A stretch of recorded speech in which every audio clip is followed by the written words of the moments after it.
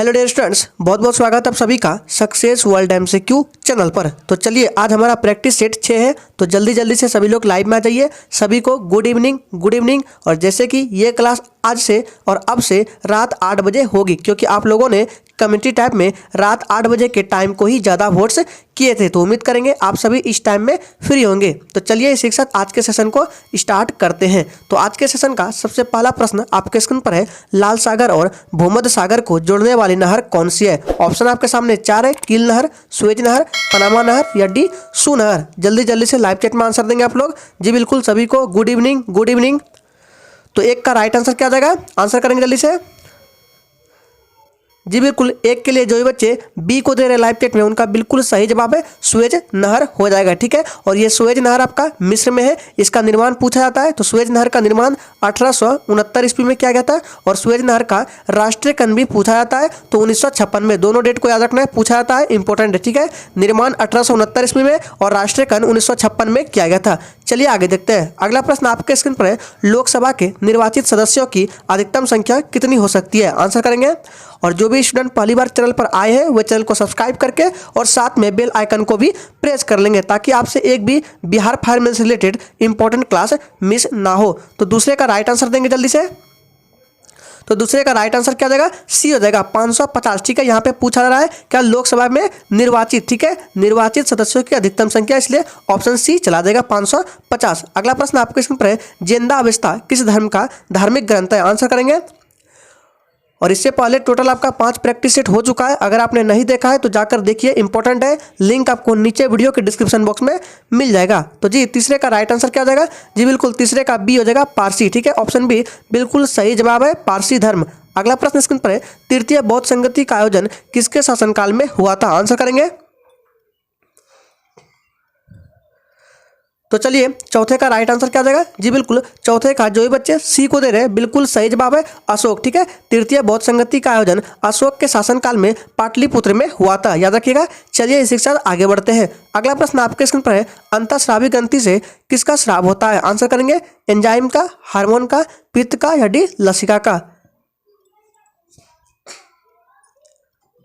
तो 5 के लिए राइट आंसर क्या होगा? जी बिल्कुल, 5 के लिए राइट आंसर आपका ऑप्शन बी के साथ चला जाएगा, हार्मोन का। ठीक है, अंतःस्रावी ग्रंथि से किसका स्राव होता है? हार्मोन का। और बाह्य स्रावी ग्रंथि से पूछे तो एंजाइम का स्राव होता है, याद रखिएगा। अंतःस्रावी ग्रंथि से हार्मोन का और बाह्य स्रावी ग्रंथि से एंजाइम का स्राव होता है। और अगर आपने बिहार फायरमैन एग्जाम के लिए जो कल 100 मोस्ट इंपॉर्टेंट साइंस के क्लास को कराया गया था, अगर आपने उस वीडियो को नहीं देखा है तो देख लीजिए, लिंक आपको नीचे वीडियो के डिस्क्रिप्शन बॉक्स में मिल जाएगा। मोस्ट इंपॉर्टेंट 100 साइंस के प्रश्न को कराया गया था, तो ध्यान दीजिएगा। फिर से बोल रहे हैं, उस क्लास को देख लीजिए, लिंक आपको नीचे वीडियो के डिस्क्रिप्शन बॉक्स में मिल जाएगा। अगला प्रश्न है, खाद्य और कृषि संगठन का मुख्यालय कहाँ स्थित है? आंसर करेंगे। सोच समझकर आंसर करना है। जी बिल्कुल, तो 6 का राइट आंसर क्या आ जाएगा? तो 6 का राइट आंसर जो ये बच्चे क्या दे रहे हैं, बी को बिल्कुल सही जवाब है, रोम इटली हो जाएगा। ठीक है, खाद्य एवं कृषि संगठन का मुख्यालय रोम इटली में है। ठीक है, और याद रखिएगा इसकी स्थापना पूछे खाद्य एवं कृषि संगठन का तो 1945 में हुआ था। ठीक है, और इसका हेडक्वार्टर कहाँ है? तो इटली, रोम में। अगला प्रश्न आपका स्क्रीन पर है, मनिका बात्रा का संबंध किस खेल से है? आंसर करेंगे।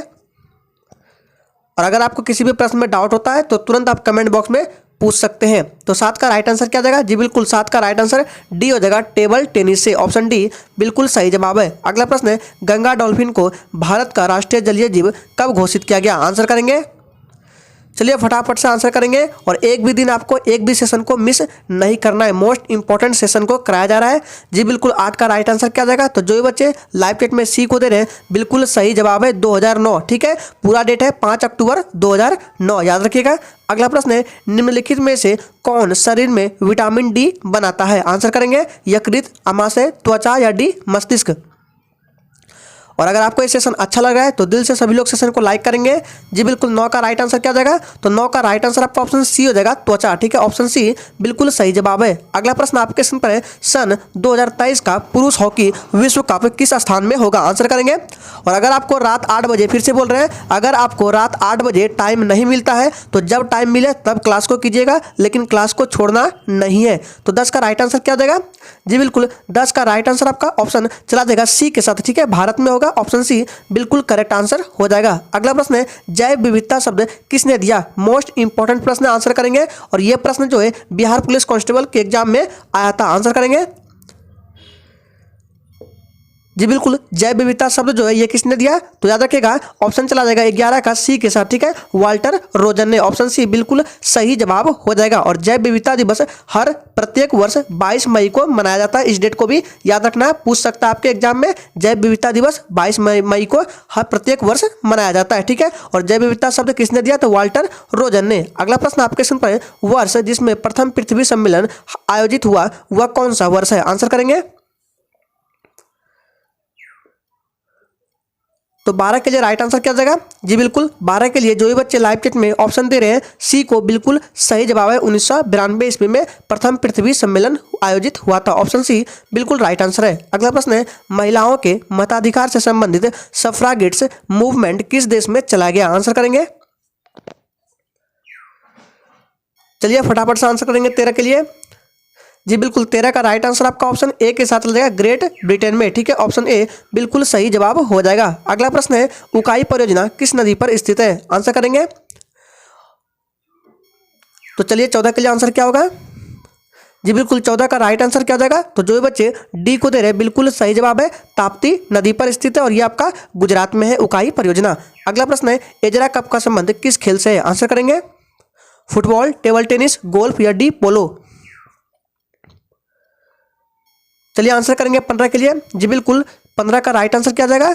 डी, याद रखिएगा पोलो। ऑप्शन डी बिल्कुल सही जवाब हो जाएगा। और पोलो में खिलाड़ियों की संख्या 4 होती है, इसको भी ध्यान में रखना है। चलिए आगे बढ़ते हैं। अगला प्रश्न है IO4 में आई की ऑक्सीकरण संख्या क्या है? आंसर करेंगे चलिए यहाँ पर बता देते हैं कि ऑक्सीकरण संख्या कैसे निकाला जाता है। तो IO4 में आई यानी कि आयोडीन का पूछा जा रहा है तो उसको X मान लीजिए, प्लस क्या करेंगे O4 है तो 4 लिख देंगे। और ऑक्सीजन का जो होता है सबसे पहले ध्यान रखिएगा ऑक्सीजन का एटॉमिक नंबर कितना होता है? 8 होता है। इलेक्ट्रॉनिक विन्यास होता है 2 और 6, यहाँ पे 6 है, अगर 2 और ग्रहण कर लेगा तो क्या हो जाएगा? ये अस्थाई हो जाएगा। तो 2 ग्रहण करेगा तो यहाँ 2 माइनस हो जाएगा, ठीक है, और बराबर इसके 0 कर देंगे। अब इसको सॉल्व करेंगे तो इसका आंसर आ जाएगा। सॉल्व कैसे करेंगे? X यहाँ 4 को 2 से मल्टीप्लाई करेंगे तो -8 बराबर 0, फिर X बराबर क्या आ जाएगा?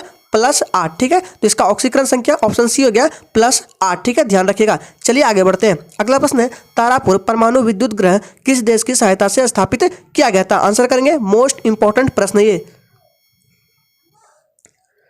चलिए आंसर करेंगे 17 के लिए। जी बिल्कुल, उसका राइट आंसर क्या हो जाएगा? हाँ डी बिल्कुल सही जवाब दे रहे हैं, अमेरिका हो जाएगा, ठीक है, याद रखिएगा। और ये कहाँ पर है? तारा परमाणु विद्युत गृह ये महाराष्ट्र में है। चलिए आगे देखते हैं। अगला प्रश्न है संयुक्त राष्ट्र संघ के बजट पर विचार करने एवं अनुमोदित करने की जिम्मेदारी किसकी है? आंसर करेंगे तो चलिए 18 के लिए आंसर क्या आ जाएगा? जी बिल्कुल, जो भी बच्चे बी को दे रहे हैं बिल्कुल सही जवाब है महासभा। ऑप्शन बी बिल्कुल राइट आंसर हो जाएगा। अगला प्रश्न है अंतर्राष्ट्रीय न्यायालय की सरकारी भाषाएं क्या है? आंसर देंगे। और सबसे पहले बता दें कि अंतर्राष्ट्रीय न्यायालय की स्थापना 3 अप्रैल, ठीक है, इस डेट को लिख लीजिएगा, 3 अप्रैल 1946 में हुआ था क्या अंतर्राष्ट्रीय न्यायालय की स्थापना। और इसका हेडक्वार्टर नीदरलैंड के द हेग में है, ठीक है, याद रखिएगा नीदरलैंड के द हेग शहर में अंतर्राष्ट्रीय न्यायालय की हेडक्वार्टर है, याद रखिएगा। और इसकी जो सरकारी भाषा है वो क्या है? वो फ्रेंच तथा अंग्रेजी है, इसलिए ऑप्शन ए चला जाएगा, फ्रेंच तथा अंग्रेजी। अगला प्रश्न है पुस्तक ऑन कंट्राडिक्शन के लेखक कौन है? मोस्ट इंपॉर्टेंट पुस्तक है। चलिए आंसर करेंगे जल्दी से।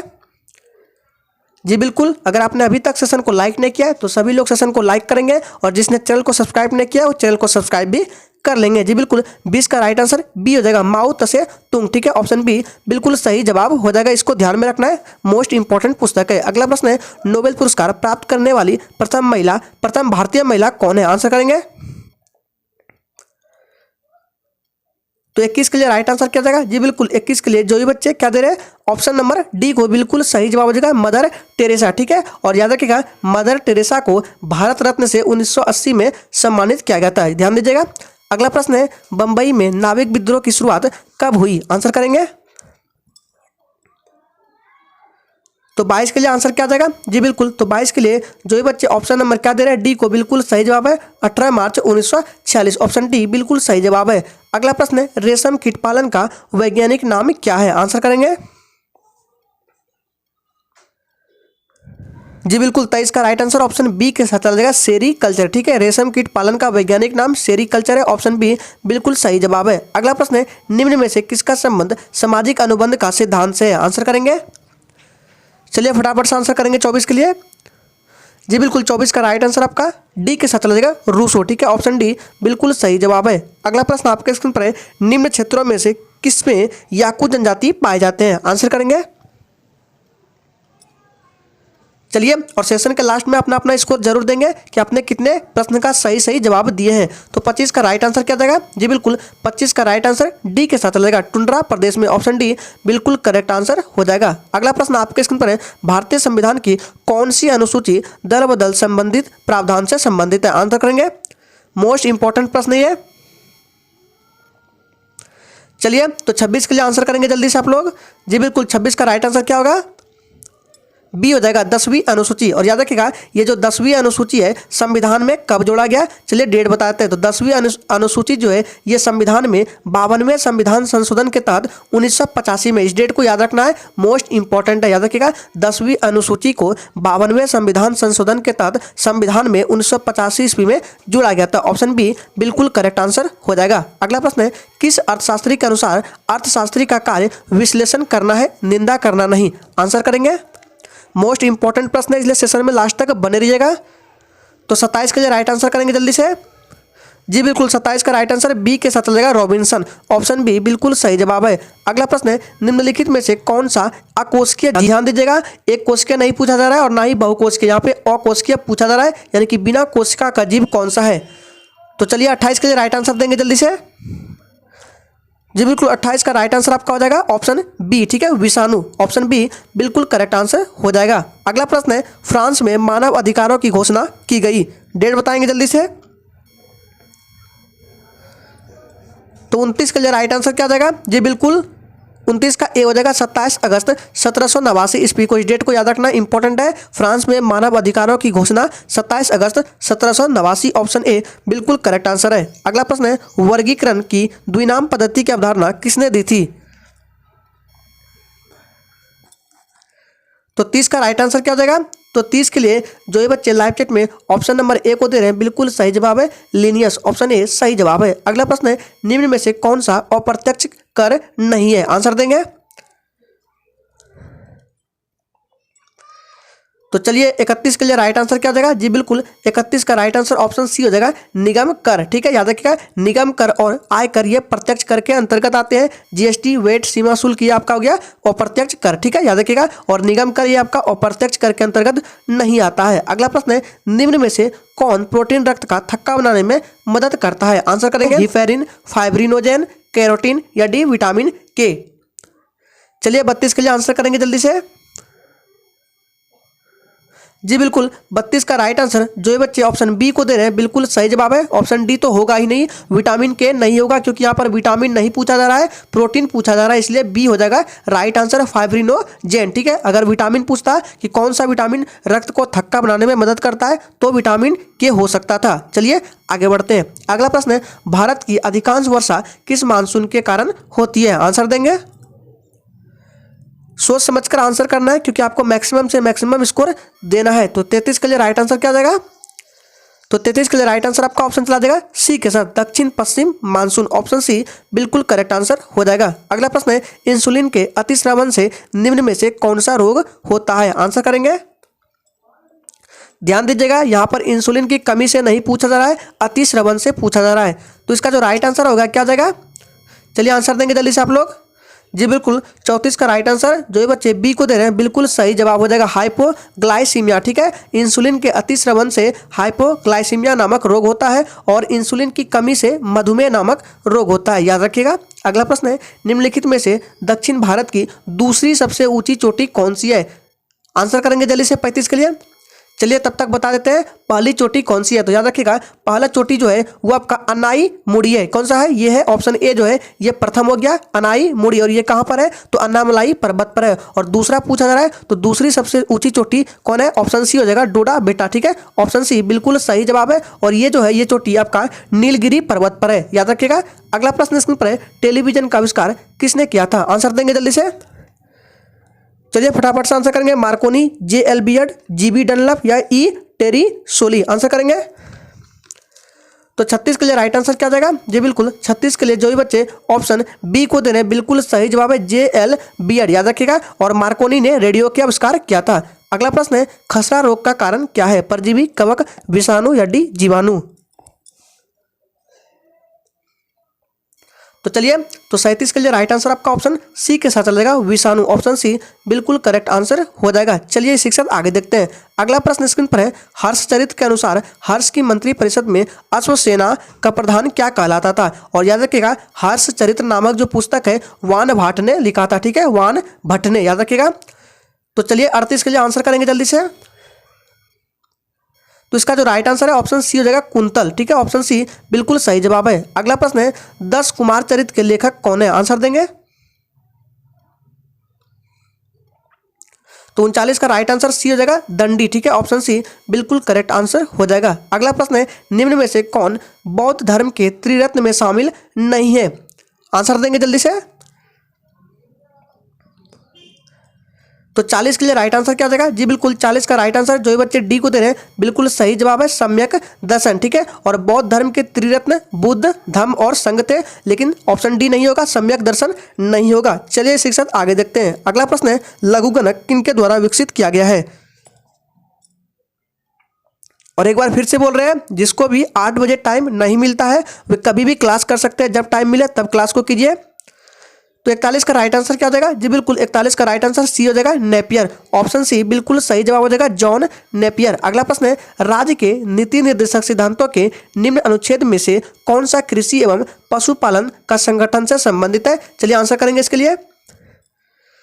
तो जल्दी जल्दी से लाइव चैट में आप लोग 42 के लिए आंसर करेंगे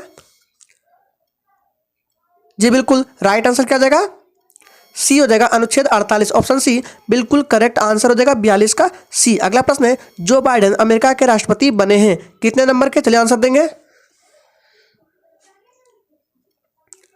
तो इसका जो राइट आंसर है क्या हो जाएगा ऑप्शन सी हो जाएगा 46वां, ऑप्शन सी बिल्कुल करेक्ट आंसर हो जाएगा 43 का सी। अगला प्रश्न है नीलम यानी कि रूबी का रासायनिक सूत्र क्या है? आंसर करेंगे।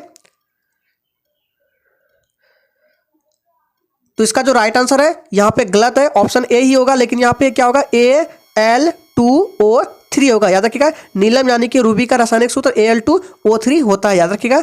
अगला प्रश्न है वर्ष 2020 में रसायन क्षेत्र में किसको विकसित करने के लिए नोबेल पुरस्कार दिया गया था? आंसर करेंगे। चलिए फटाफट से 45 के लिए आंसर देंगे आप लोग।